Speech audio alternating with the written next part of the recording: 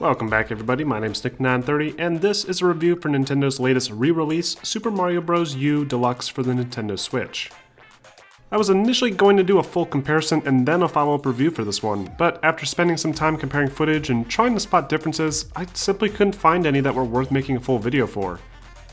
Mario Bros. U Deluxe is quite literally a re-release, with the bare minimum included to earn that Deluxe name on the package.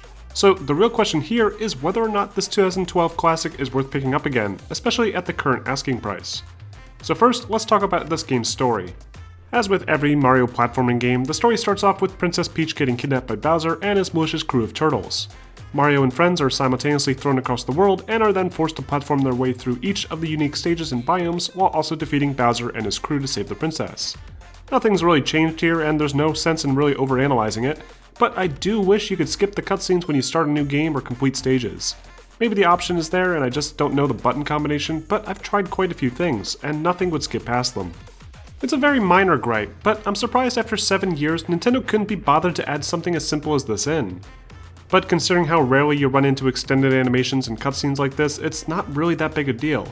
Super Mario Bros. U had some excellent gameplay, with tight level design, simple controls, and unique new power-ups.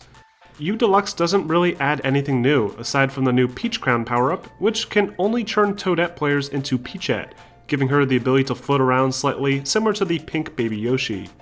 Other new additions include Nabbit and Toadette that offer special handicaps for players to help make the game easier.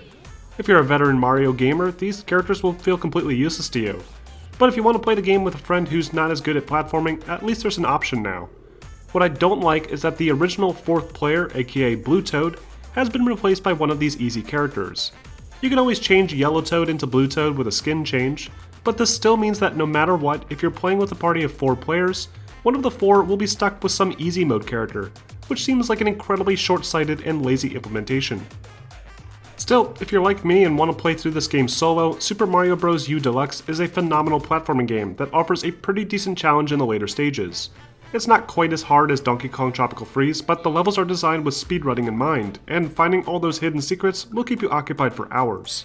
When you finish the main game, you can always boot up the included Super Luigi Bros. U expansion, which features a full Luigi-inspired adventure previously offered as a separate game on the Wii U platform.